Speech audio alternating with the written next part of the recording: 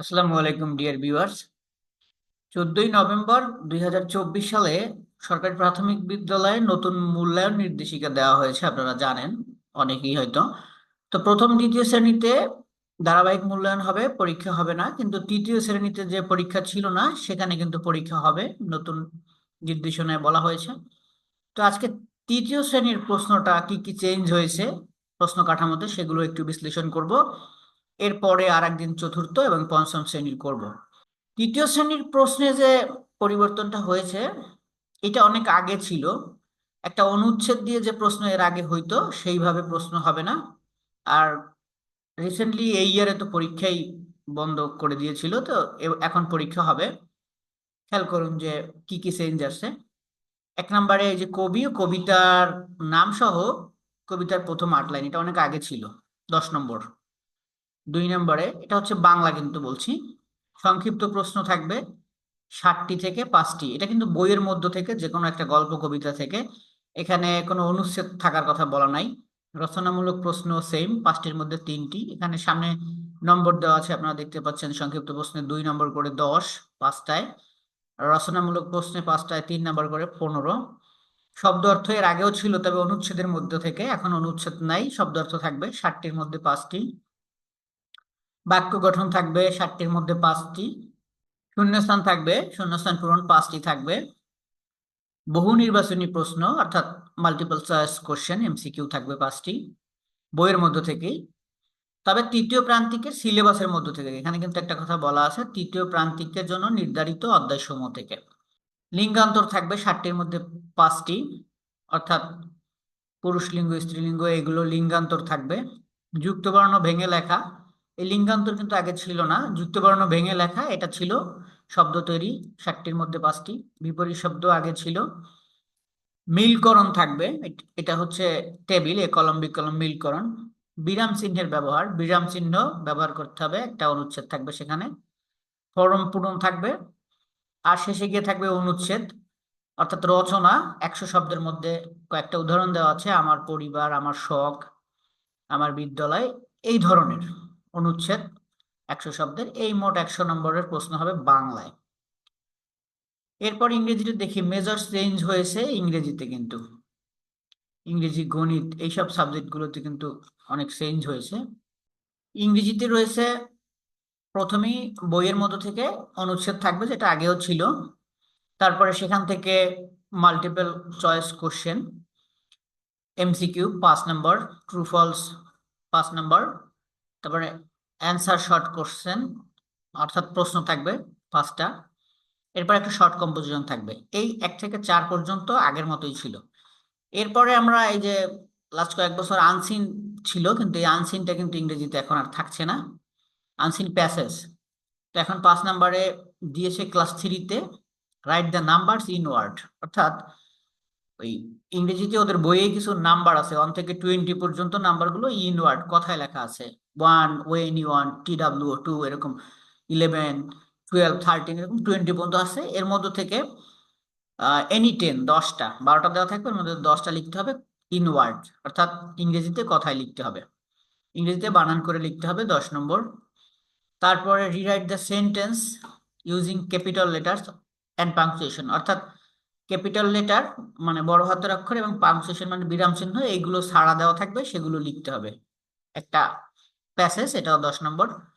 7 নম্বরে ম্যাচিং, এ column B column match করতে হবে, এটা বিভিন্ন ইনফরমেশন যাতে মিলে এ কলামের সাথে বি কলাম সেরকম।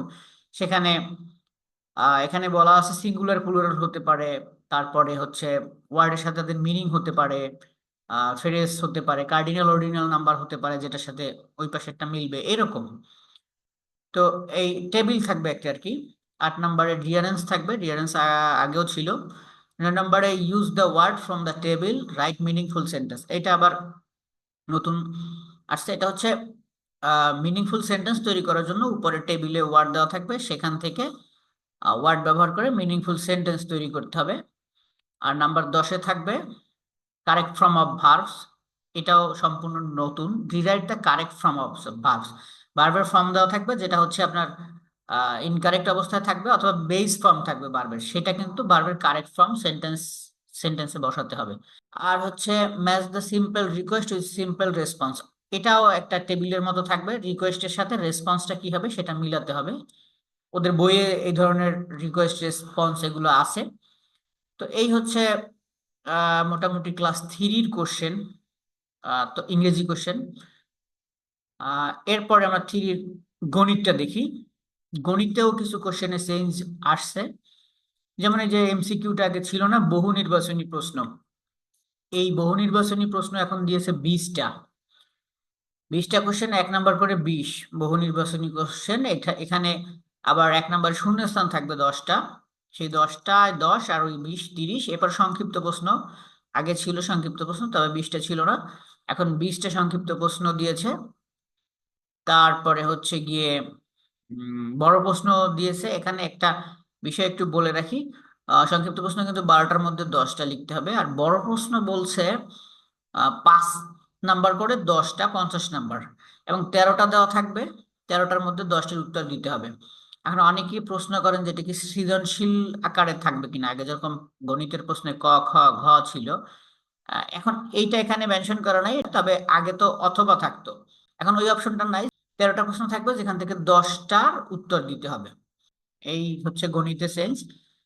আর বিজ্ঞান এগুলো আপনারা দেখে নেবেন, এখানে যেটা বাড়ছে সেটা হচ্ছে যে বহু নির্বাচনী প্রশ্ন আসবে 10টা, শূন্যস্থান আগে ছিল, শুদ্ধ অশুদ্ধ আসছে। এরপরে হচ্ছে সংক্ষিপ্ত প্রশ্ন ছিল, বর্ণনামূলক ছিল, আর এই যে মিলকরণ ছিল, মিলকরণ সংক্ষিপ্ত প্রশ্ন বর্ণনামূলক প্রশ্ন, এগুলো আগে ছিল কিন্তু একটু কম বেশি হয়েছে পরিমাণে। আর নাম্বার বন্টনটা এই যে সামনে দেওয়া আছে, আপনারা এটা দেখে নেবেন। মোট 100। বাংলাদেশের বিশ্ব পরিচয়ের ক্ষেত্রে ওই একই কথা, এখানে যেগুলো আছে একটু দেখে নেবেন। এই যে নম্বর বন্টন, ভিডিওটা এখানে পুশ করে আপনারা এটা দেখে নেবেন। এখানে কি কি আছে, বহু নির্বাচনী প্রশ্ন সব জায়গায় নতুন করে অ্যাড হয়েছে, বহু নির্বাচনী প্রশ্ন আমাদের ছিল না। তারপরে হচ্ছে এটা হচ্ছে ইসলাম, এখানে ওই যে বহু নির্বাচনী প্রশ্ন আসছে অর্থাৎ এমসিকিউ।